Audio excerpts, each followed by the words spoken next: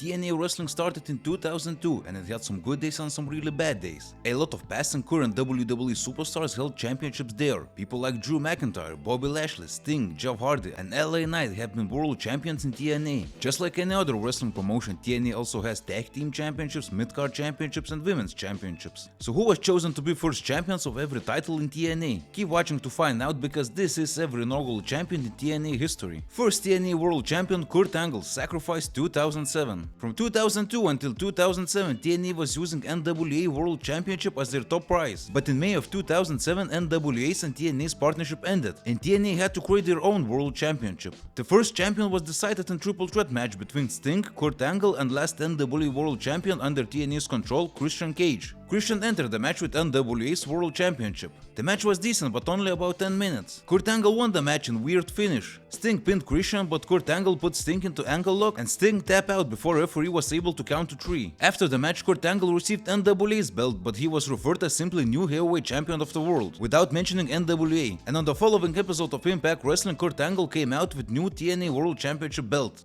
First TNA X-Division Champion AJ Styles, weekly pay-per-view June 26, 2002.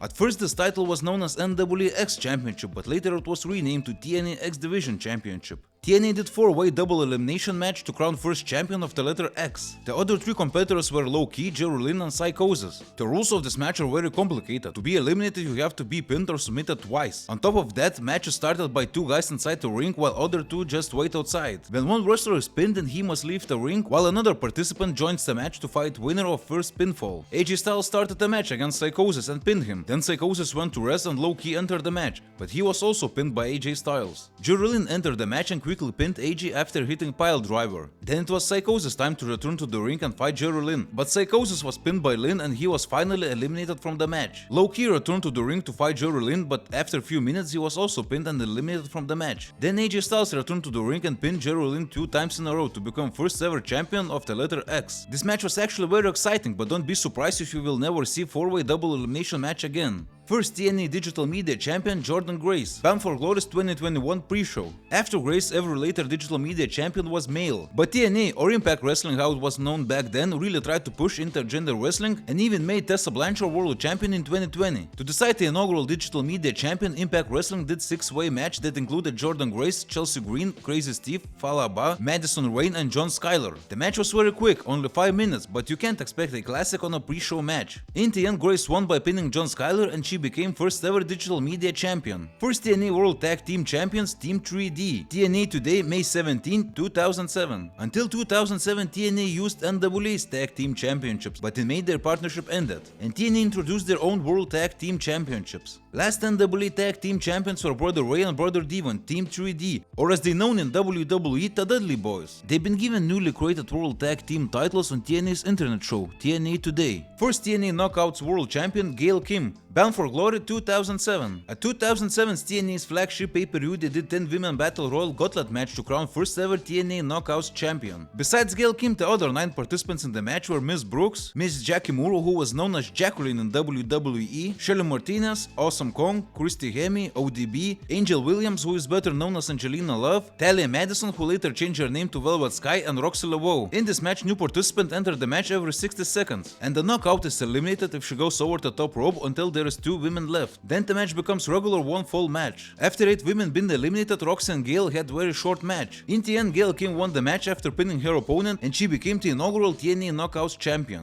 First TNA Knockouts World Tag Team Champions Sarita and Taylor Wilde, No Surrender 2009. To decide first ever TNA Knockouts Tag Team Champions, TNA did a team tournament. In the final at No Surrender pay-per-view, Sarita and Taylor Wilde faced Velvet Sky and Madison Rayne. The match was decent but too short, only 5 minutes. TNA should have given them at least 10 minutes, but it still was pretty long compared to how much screen time WWE gave to their women at the time. In the end, Taylor Wilde pinned Madison Rayne to win Knockouts Tag Team Championships. This is all 6 current TNA championships, but they had few more titles that later been deactivated, so First TNA Legends champion Booker T, TNA Impact, October 2008. This title became a meme in the wrestling community because it had so many names. At first it was Legends Championship, then Global, then TV Championship, and in the end they named this title King of the Mountain Championship. This title was a mess, but the belt itself looked really good. The first champion was Booker T. He was carrying Mr. Briefcase with himself for quite some time. And on this episode of Impact, Booker revealed that he has new TNA Legends Championship in this briefcase, and declared himself first ever Legends Champion, because I guess he's a legend.